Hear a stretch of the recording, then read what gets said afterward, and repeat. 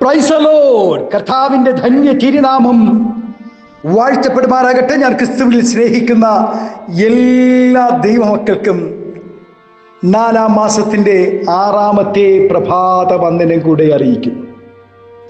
ലോകമെമ്പാടുമായിരുന്നു കൊണ്ട് ഈ പ്രഭാതവും ഈ വചന സന്ദേശം ശ്രവിക്കുന്ന എല്ലാ ദൈവദാസന്മാർക്കും ദൈവദാസന്മാർക്കും വാത്സല്യ കുഞ്ഞുങ്ങൾക്കും എൻ്റെ ഹൃദയത്തിൻ്റെ ആഴമേറിയ സ്നേഹത്തെയും വന്ദനത്തെയും നന്ദിയും ഒപ്പം പ്രാർത്ഥനയും അറിയിക്കുന്നു.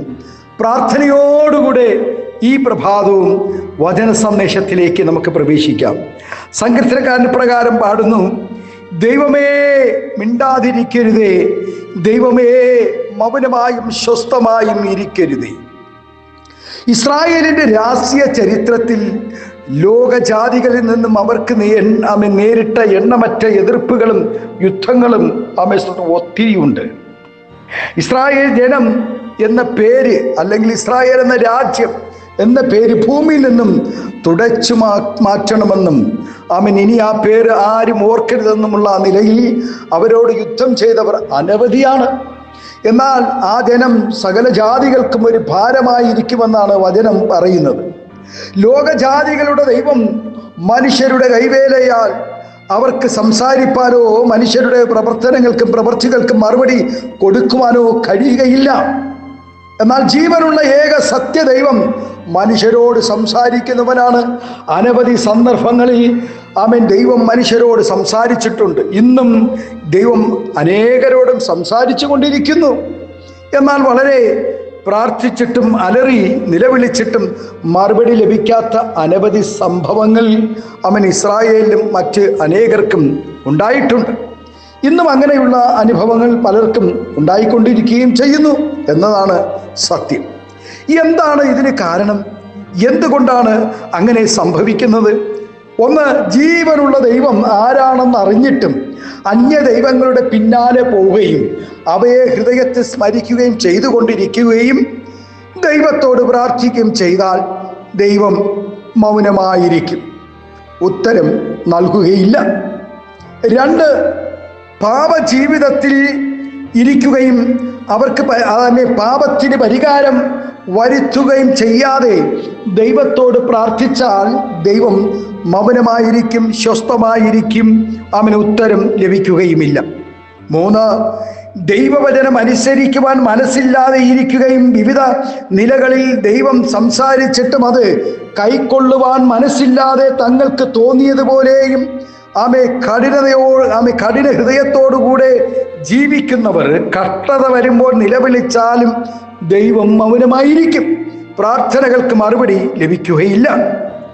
ഞാൻ വിളിച്ചപേക്ഷിച്ചപ്പോൾ നിങ്ങൾ ഉത്തരം പറയാതെയും ഞാൻ അരുളി ചെയ്തപ്പോൾ കേൾക്കാതെയും എനിക്കനിഷ്ടമായത് ചെയ്ത് നിങ്ങൾ പ്രവർത്തിച്ചു. എനിക്ക് പ്രസാദം അല്ലാത്തത് തിരഞ്ഞെടുത്തത് കൊണ്ട് ഞാൻ നിങ്ങളെ വാളിന് നിയമിച്ചു കൊടുക്കും എന്നും ദൈവത്തിൻ്റെ വചനം അരുളി ചെയ്യുന്നു. അങ്ങനെയാണെങ്കിൽ ദൈവത്തിൻ്റെ ആലോചന അനുസരിച്ച് ജീവിക്കുന്ന ദൈവപൈതലിന് പ്രാർത്ഥനയുടെയും നിലവിളിയുടെയും മറുപടിയുണ്ട്. ആമേൻ.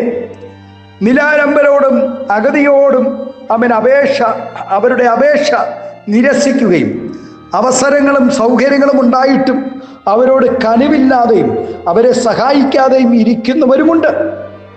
ആമേൻ. നമുക്ക് സാമ്പത്തികം ഉണ്ടാകുമ്പോൾ, നമുക്ക് സഹായിക്കാൻ പ്രാപ്തി ഉണ്ടാകുമ്പോൾ സ്തോത്രം, ഹല്ലേലൂയ, ചില ബാധ്യതകളുടെ നടുവിൽ, ചില കഷ്ടതയുടെ നടുവിൽ, ചില രോഗബലഹീനതയുടെ നടുവിൽ, സ്തോത്രം, ഹല്ലേലൂയ, സാമ്പത്തിക ശൂന്യതയുടെ നടുവിൽ നമ്മുടെ മുന്നിൽ യാചിക്കുന്ന ദൈവമക്കളെ സ്തോത്രം, നാം കൈത്താങ്ങാതെ, അവരുടെ കഷ്ടതയിൽ നാം സഹായിക്കാതെ നമ്മുടെ കഷ്ടതയിൽ ദൈവത്തോട് നിലവിളിച്ചാൽ അങ്ങനെയുള്ളവർക്കും ദൈവം പ്രാർത്ഥനയുടെ മറുപടി നൽകുകയില്ല. അങ്ങനെയുള്ളവർക്ക് കഷ്ടത വരുമ്പോൾ അവർ ദൈവത്തോട് പ്രാർത്ഥിച്ചാൽ ദൈവം മൗനമായിരിക്കും.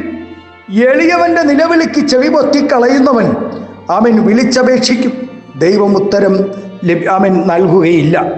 ദൈവം കൽപ്പിച്ചത് അനുസരിക്കാതിരിക്കുകയും രാജ്യം ഭരിക്കുന്നതിന് പകരം ദൈവത്തിൻ്റെ അഭിഷിക്തനായ ദാവീദിനെ കൊല്ലുവാൻ അന്വേഷിച്ചും കൊണ്ട് ജീവിതകാലം മുഴുവൻ അലഞ്ഞു തിരിഞ്ഞാണ് ഇസ്രായേലിലെ പ്രഥമ രാജാവായ ശൗൽ നടന്നത്. ഒടുവിൽ ദൈവശബ്ദം കേൾക്കുവാൻ ദൈവത്തോട് നിലവിളിച്ചെങ്കിലും ദൈവം മൗനമായിരുന്നു. ദൈവം സംസാരിച്ചില്ല. അവസാനം വെളിച്ചപ്പാടത്തിയുടെ ആലോചനയുടെ പിന്നാലെ പോവുകയും ദാരുണ അന്ത്യം സംഭവിക്കുകയും ചെയ്തു. ഇന്നും പലരും വെളിച്ചപ്പാടത്തികളുടെ ആലോചനകൾക്കനുസരിച്ച് നടക്കുവാനാണ് ആഗ്രഹിക്കുന്നത്. പാപത്തിൽ മുഴുകി ജീവിക്കുന്ന കൽപ്പന ലംഘികളായ സുവിശേഷ പ്രസംഗകർ ദൈവത്തിൻ്റെ മൗനത പാപം ചെയ്യുവാനുള്ള അവസരങ്ങളായി വിനിയോഗിച്ചാൽ ജീവിത അന്ത്യത്തിൽ തകർന്നു പോകുമെന്ന് ഇന്ന് പ്രഭാതം ആത്മാവിൽ ദൂത് പറയുകയാണ്. സ്തോത്രം. ദൈവം ശിക്ഷിക്കാതെ ദൈവം മൗനമായിരിക്കുമ്പോൾ അത് പാപം ചെയ്യേണ്ട ലൈസൻസ് ആണെന്ന് സ്തോത്രം ഈ കൂട്ടർ വിചാരിച്ചിരിക്കുകയാണ്. കഴിഞ്ഞ ദിവസങ്ങളിൽ പാപം ചെയ്തപ്പോൾ, കഴിഞ്ഞ ദിവസങ്ങളിൽ സ്തോത്രം വീഴ്ച വന്നപ്പോൾ ദൈവം എന്നെ ശിക്ഷിച്ചില്ലല്ലോ എന്നോർത്ത് ഓരോ ദിവസവും ഇവർ പാപത്തിൽ മുഴുകി ജീവിക്കുവാൻ ആഗ്രഹിക്കുമ്പോൾ അത് ദൈവത്തിൻ്റെ മൗനത എന്ന് പറഞ്ഞ് നീ സന്തോഷിക്കരുത്. പലരുടെയും ചിന്തകൾ, ഞാൻ ഇത്രയും പാപം ചെയ്തിട്ട് ദൈവം എന്നെ ശിക്ഷിച്ചില്ല, ദോഷമായിട്ട് ഇതുവരെയും എന്നോട് ചെയ്തില്ല എന്ന വിചാരത്തിൽ പിന്നെയും പിന്നെയും പാപം ചെയ്യുവാൻ വെമ്പൽ കൊള്ളുകയാണ് ഈ കൂട്ടർ.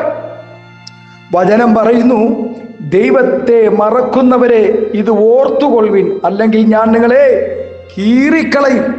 വിടുവിപ്പാൻ ആരും ഉണ്ടാവുകയുമില്ല. ദൈവദാസനെതിരായി നിൽക്കുകയും ദൈവസഭയ്ക്കെതിരായി നിൽക്കുകയും ചെയ്യുന്നവർ കഷ്ടത വരുമ്പോൾ ദൈവത്തോട് നിലവിളിച്ചിട്ടും പ്രയോജനമില്ല. ദൈവം നിലവിളി കേൾക്കുകയില്ല, ദൈവം മൗനമായിരിക്കും. ആകയാൽ പ്രിയ ദൈവ പൈതലേ, നമ്മുടെ പ്രാർത്ഥനയുടെ മുന്നിൽ ദൈവം മൗനമായിരിക്കാതെ മറുപടി ലഭിക്കണമെങ്കിൽ, നൽകണമെങ്കിൽ ദൈവവചനം അനുസരിക്കുകയും വിശുദ്ധിയോടുകൂടെ വേർപാടോടുകൂടെ ജീവിക്കുകയും വേണം. അങ്ങനെയുള്ളവർക്ക് ദൈവം മൗനമായിരിക്കാതെ ഉത്തരം നൽകും എന്നുള്ളതിന് അനേകം ഉറപ്പുകൾ ദൈവവചനത്തിലുണ്ട്. ദൈവത്തിൻ്റെ ഓരോ മൗനതയുടെയും ഉദ്ദേശം നാം ഉടനെ അറിയുന്നില്ലെങ്കിലും കാലങ്ങൾ കഴിയുമ്പോൾ മാത്രമേ നമുക്കതിൻ്റെ പിന്നിലെ ദൈവ ഉദ്ദേശം വെളിപ്പെട്ട് വരികയുള്ളൂ. ആകയാൽ ദൈവത്തിൻ്റെ മൗനത, ദൈവത്തിൻ്റെ മൗനം ഇത് നന്മയ്ക്കായി കാരണമാകുമെന്ന് ദൈവവൈതൽ തിരിച്ചറിയണം. ഹല്ലേലൂയ. ഒരു ദൈവവൈതലിൻ്റെ നിലവിളിക്ക് ദൈവം മിണ്ടാതെ ഇരിക്കുകയില്ല, ദൈവം മൗനമായിരിക്കുകയില്ല. ഈ നാളുകളിൽ ദൈവം നമുക്കായി അത്ഭുതം ചെയ്യും. നിലവിളിയുടെ മറുപടികൾ കാണുക തന്നെ ചെയ്യും. ദൈവവൈതലേ, ദൈവം നമ്മുടെ നിലവിളിക്ക് മൗനമായിരിക്കുകയില്ല, നമ്മുടെ പ്രാർത്ഥനയ്ക്ക് മറുപടി ലഭിക്കുക തന്നെ ചെയ്യും. ദൈവം ദൈവമേ സ്തോത്രം മിണ്ടാതിരിക്കരുതേ, ദൈവമേ മൗനമായും സ്വസ്ഥമായും ഇരിക്കരുതേ എന്ന് ഭക്തൻ പാടുമ്പോൾ മറ്റൊരു ഭാഗത്തിൽ പറയുന്നു, ഇസ്രായേലിൻ്റെ പരിപാലകൻ മയങ്ങുകയില്ല, ഉറങ്ങുകയില്ല. ലോകം സമാധാനത്ത് നഷ്ടപ്പെട്ടുകൊണ്ട് സ്തോത്രം ഹല്ലേലൂയ സമാധാനമില്ലാതെ ലോകരാജ്യങ്ങളായിരിക്കുമ്പോൾ ഒരു മൂന്നാം മഹാലോക യുദ്ധത്തിലേക്ക് സ്തോത്രം ഹല്ലേലൂയ വഴിമാറിക്കൊണ്ടിരിക്കുമ്പോൾ ദൈവഭയമില്ലാതെ ദൈവസ്നേഹമില്ലാതെ വചനത്തിൽ നിലനിൽക്കാതെ സാധുക്കളെ സ്തോത്രം കരുതാതെ സ്തോത്രം ഇന്ന് പകൽക്കാലം നീ ദൈവത്തോട് പ്രാർത്ഥിച്ചാൽ നിന്റെ പ്രാർത്ഥനയുടെ നിലവിളി ദൈവം കേൾക്കുകയില്ല, ദൈവം മൗനമായിരിക്കും. ആകയാൽ ഈ സ്തോത്രം ഈ പ്രഭാതം നിന്നോട് യാചിക്കുന്ന, നിന്നോട് അപേക്ഷിക്കുന്ന നിന്റെ അരികിൽ വരുന്ന കഷ്ടതയോടുകൂടെ, സാമ്പത്തിക ഞെരുക്കങ്ങളോടുകൂടെ, മാനസിക നിരാശകളോടുകൂടെ, ആത്മഹത്യയുടെ വാക്കുകളിൽ നിന്നും എന്നെ വിടുവിക്കുവാൻ ആരുമില്ലല്ലോ എന്നോർത്തുകൊണ്ട് അനേക ദൈവ കുഞ്ഞുങ്ങൾ സഹായത്തിനായി നിലവിളിക്കുമ്പോൾ ആ നിലവിളി കേൾക്കാതെ പോകരുതേ. ഇന്ന് പ്രഭാതം സ്തോത്രം ഹല്ലേലൂയ, നമ്മുടെ ദൈവം മിണ്ടാതെ ഇരിക്കുകയില്ല, നമ്മുടെ ദൈവം മൗനമായിരിക്കുകയില്ല, സ്വസ്ഥമായിരിക്കുകയില്ല. അവൻ മയങ്ങുകയില്ല, അവൻ ഉറങ്ങുകയില്ല, അവൻ മറുപടി നൽകി നമ്മെ മാനിപ്പാനിടയാകും. കർത്താവിൻ്റെ ദാസിദാസന്മാരെ, ഈ പ്രഭാതം ഹല്ലേലൂയ, ഈ 4 മാസത്തിൻ്റെ 6ാമത്തെ പ്രഭാതത്തിൽ വിശ്വാസത്തോട് ധൈര്യത്തോടുകൂടെ ദൈവത്തോട് നിലവിളിക്കാമോ? നിന്റെ നിലവിളിയുടെ മറുപടികൾ നൽകുന്ന ഒരു ദൈവമെന്ന് പകൽക്കാലം ആമേ സ്തോത്രം നിനക്കായുണ്ട്.